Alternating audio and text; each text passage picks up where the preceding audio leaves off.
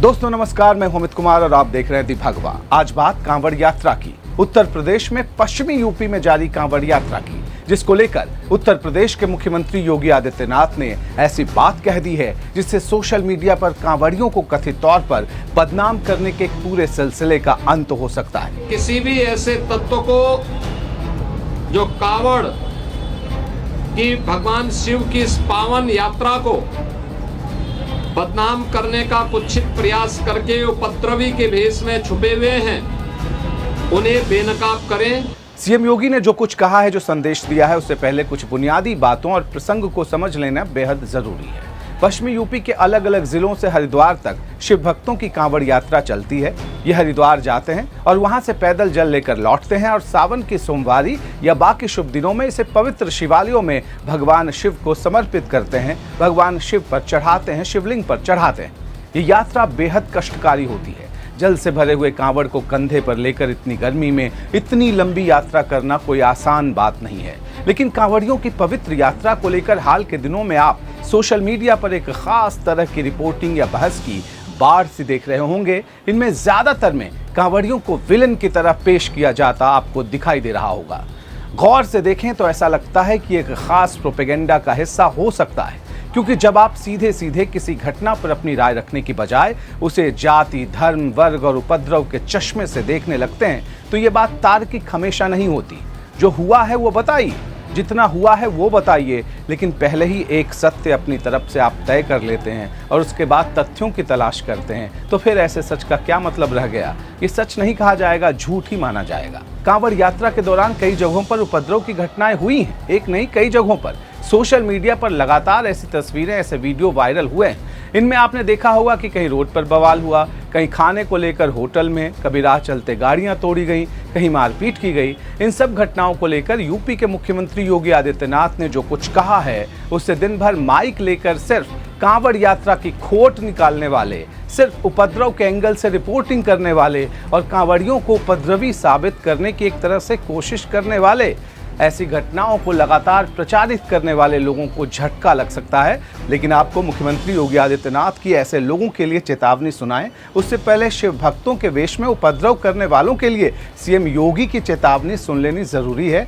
Poster लगाने वाली बात उन्होंने कही है। और हमने ये तय किया है, पूरी कांवड़ यात्रा के दौरान जिसने इस पावन कांवड़ यात्रा को बदनाम करने के लिए कई उपद्रव का सहारा लिया है, तोड़फोड़ का सहारा लिया है, उनके सबके सीसीटीवी फुटेज हमारे पास है। हम लोग कांवड़ यात्रा सकुशल संपन्न होने के बाद उनके पोस्टर भी चस्पा करने वाले हैं। चेतावनी सीधे सीधे है, न लाग है न लपेट है। जो कहना था कह दिया, जो संदेश देना था दे दिया। ये समझा दिया कि सिर्फ कांवड़ यात्रा में शामिल होने भर से किसी को उपद्रव का लाइसेंस नहीं मिल जाता। कोई खुद कानून हाथ में नहीं ले सकता अगर कानून का राज है तो। कोई ऐसा करता है तो फिर कानून अपने लिहाज से उसे देखेगा। उन्होंने कांवड़ियों से अपील की कि ऐसे लोग अगर दिखें, उपद्रवी दिखें, तो फौरन प्रशासन को सूचना दें, खुद कानून अपने हाथ में कतई न लें। अगर कोई बाहरी तत्व, कोई उपद्रवी कानून हाथ में लेकर के कांवड़ को अपवित्र करता है, आपकी श्रद्धा के साथ खिलवाड़ करता है, तो स्वयं कानून को हाथ में लेने की बजाय पुलिस को आप सूचना दें। प्रशासन ऐसे तत्वों के खिलाफ सख्ती से निपटने का काम करेगा। सीएम योगी ने कहा कि श्रद्धा, भक्ति के उत्साह और उमंग को कुछ तत्व बदनाम करने की कोशिश में जुटे हैं, इसे भंग करने में जुटे हैं, इनसे भी सख्ती से निपटा जाएगा। मुख्यमंत्री योगी ने इसके बाद सभी शिव भक्तों को कांवड़ यात्रा को लेकर अपनी तरफ से संदेश दिया। ये समझाने की कोशिश की कि भगवान शिव देवाधिदेव हैं, वे तो लोक मंगल के देवता हैं। किसी को कष्ट पहुंचे ये भगवान के जो भक्त हैं, शिव भक्त, वो कभी नहीं चाहते। लोक मंगल की उनकी कृपा सब पर समान रूप से बरसती है। हम सबका दायित्व बनना चाहिए, हम कांवड़ यात्रा भगवान शिव को नमन करने के लिए, उनके प्रति श्रद्धा भाव व्यक्त करने के लिए जो ले जा रहे हैं, इसमें हम दूसरों की भी परेशानी को समझें, अपने सहयोगी कांवड़ों का, अन्य शिव भक्तों का, यात्रियों का, राह चलते हुए राहगीरों का भी। अब बात उस सोशल मीडिया रिपोर्टिंग की जिसकी बहुत ज़्यादा चर्चा है, खासतौर पर कांवड़ियों को बदनाम करने को लेकर। मैंने खुद हाल के दिनों में सोशल मीडिया प्लेटफॉर्म्स पर एक खास तरह की रिपोर्टिंग होते देखी है। अलग अलग रंग की माइक लेकर लोग घूम रहे हैं और ऐसी घटनाओं पर खासतौर पर फोकस कर रहे हैं, उन घटनाओं पर जिनमें कुछ कांवड़ियों ने उपद्रव किया। लेकिन इसे इस तरह से पेश किया जा रहा है जैसे हर कांवड़िए यही करते हैं, ऐसी एक छवि बनती जा रही है। जब आप लगातार ऐसी चीज़ों पर फोकस करेंगे, दिन रात यही दिखाएंगे, यही एंगल तलाशेंगे और उसके वीडियो वायरल करेंगे, तो एक छवि बनती है देश भर में लोगों की कि अरे पश्चिमी यूपी के कांवड़िए इतना उत्पात क्यों कर रहे हैं। सच्चाई ये होती है कि अगर लाखों कांवड़िए जा रहे हैं तो उसमें से कुछ गिनती के कांवड़िए ऐसी घटनाओं को अंजाम देते हैं, उन पर सख्ती होनी चाहिए। लेकिन अगर आप फोकस कर देंगे और जनरलाइज कर देंगे, सामान्यीकरण कर देंगे किसी भी एक मामले का सभी कांवड़ियों को लेकर, तो क्या ये इंसाफ होगा? हर कांवड़िए यही करते हैं, यही तो छवि बनती जा रही है। तो मसला ये है, अगर आप दिन भर माइक लेकर सिर्फ इसी पहलू को फोकस करेंगे तो ये सनातनी श्रद्धावान लोगों के साथ इंसाफ तो कतई नहीं कहा जाएगा। क्योंकि चुनिंदा घटनाओं को ही अगर कांवड़ यात्रा की पहचान बना दी जाए तो लोगों में एक तरह का डर बढ़ता है। शिव भक्तों की उस अद्भुत श्रद्धा की अनदेखी होती है जो उन्हें अपार कष्ट सहकर अपनी मान्यताओं को निभाने की शक्ति देती है।